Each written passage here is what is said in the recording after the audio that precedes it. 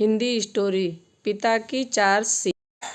एक बार की बात है, एक गांव में एक साहूकार रहा करता था। वह अपने व्यापार के क्षेत्र में काफ़ी उन्नत कर चुका था, जिसके बदौलत उसके पास धन संपत्ति किसी चीज़ की भी कोई कमी नहीं थी।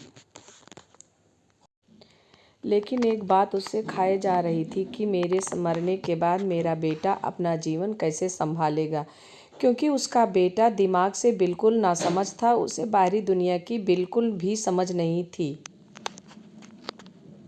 कुछ दिन बाद साहूकार का स्वास्थ्य खराब रहने लगा। अब उसे महसूस हो गया था कि उसकी मृत्यु किसी भी क्षण हो सकती है।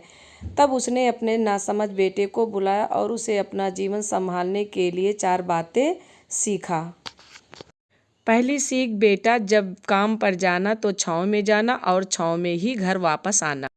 दूसरी सीख, घर के चारों तरफ चमड़ी की बाउंड्री करवाना। तीसरी सीख, हमेशा मीठा भोजन करना। चौथी सीख, पत्नी को हमेशा बांध कर पीटना। बेटे के 4 बातें सिखाते ही साहूकार जी स्वर्ग सिधार गए। अब बेटे ने अपने पिता की 4 बातें अपने जहन में बैठाई और एक नई जिंदगी की शुरुआत करने लगा।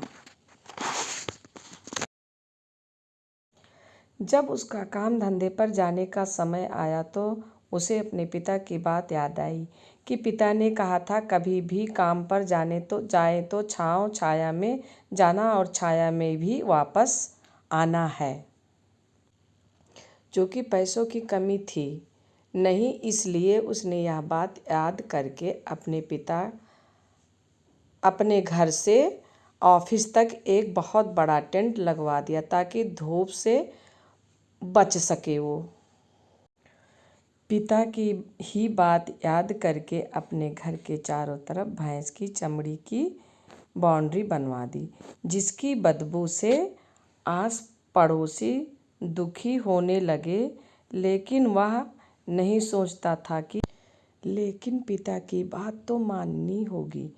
प्रतिदिन अपनी घरवाली से भोजन में केवल मीठी चीज़ बनवाता था, जैसे हलवा, खीर और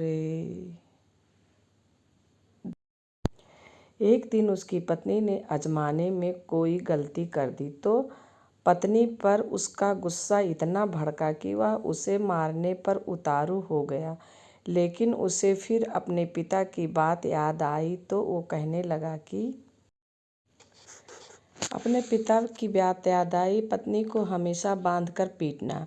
यह बात याद करके उसने अपनी पत्नी को रस्सी में बांध दिया और जैसे ही उसे पीटने के लिए लाठी उठाई, तुरंत उसकी पत्नी बोली। पत्नी ने गुस्से में कहा, रुक जा नासमझ, अब मैं बताती हूँ तुम्हारे पिता की 4 बातों के सही अर्थ क्या है। तब उसकी पत्नी उसके पिता की 4 बातों के सही अर्थ समझाना शुरू कर देती है। पहली बात, काम पर छाँव में जाना और छाँव में ही आना। इसका अर्थ है प्रतिदिन काम पर सूर्योदय होने से पहले जाना और सूर्यास्त होने के बाद घर वापस आना, ताकि अपने काम में इतना व्यस्त हो जाओ